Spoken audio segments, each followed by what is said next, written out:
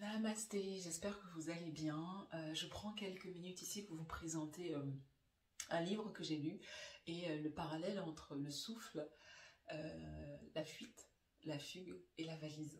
Ces quatre mots-clés en fait qui me viennent à la lecture de ce livre de Alice Chiron que j'ai pu rencontrer et avec laquelle j'ai pu partager des choses très touchantes. Lorsque nous ne sommes pas bien et que nous sommes un petit peu envahis, on a tendance des fois à avoir cette sensation de dire mais mettez-moi de côté quelques instants, laissez-moi en paix. Et ça en fait, c'est là que va se créer la différence entre la fuite et la fugue, où j'ai vraiment besoin d'un espace qui va me permettre de me recentrer, et la fuite qu'on peut vivre de plus en plus au quotidien et ne même pas se rendre compte qu'on est des fois en train de fuir quelque chose. Donc là, la différence va déjà se faire et on a vraiment dans ces deux sens, ces deux élans de vie, le souffle qui est coupé. Et le souffle, on sait, c'est le moteur, hein, c'est notre prana, c'est notre ki, ça nous permet de nous connecter à notre énergie créatrice, à nos intuitions.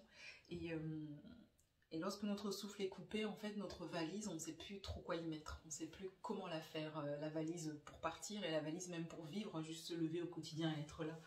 Et on retrouve ça avec les jeunes mamans qui sont vraiment débordées, ou des femmes qui ont mis en place des projets qui ont été porteurs, et puis d'un coup il y a cette fatigue qui vient, ou lorsqu'il y a une maladie qui vient s'installer, prendre la place pour vous inviter à faire autrement votre valise.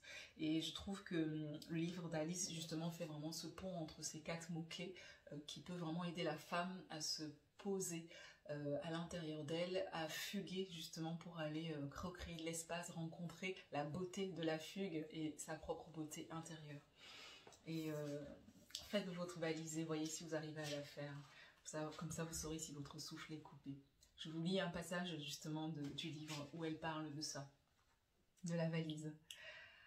Enfin, la partie plus émotionnelle de la valise, celle qui contient tous les objets pour m'aider à emmagasiner le plus de souvenirs et d'émotions possibles durant ma fugue. À quoi cela sert-il? D'un côté, à vivre pleinement l'instant présent de la fugue, à ouvrir grand mes yeux, mes oreilles, mon cœur, pour capter le maximum de sensations. Puis, cela sert aussi comme fil rouge pour m'accompagner dans la période qui suit la fugue. Quand je rentre chez moi, les souvenirs de la fugue, autant matériels qu'immatériels, s'ils ont été cultivés, imprègnent tout mon être et ne sont pas prêts de me quitter. Ils me bercent et m'apaisent quand je me sens moins bien. Ils sont aussi là pour m'aider à m'endormir. Mon tendre époux s'endort en s'imaginant directeur de son club de foot préféré. À côté, j'aime me refaire mon film de la fugue et revivre mes souvenirs. C'est vraiment cette notion de sensation, d'espace et de beauté intérieure. Donc je remercie Alice pour son livre et je la retrouve tout à l'heure pour faire un live où on va parler du souffle. Comment est-ce que notre souffle au sens propre, au sens figuré, pour nous accompagner à vivre une belle fugue et comment est-ce qu'on peut accueillir cet état de dire j'ai le souffle coupé, j'ai juste envie de me mettre de côté, de dormir longtemps. Je pense que vous avez déjà peut-être vécu ça.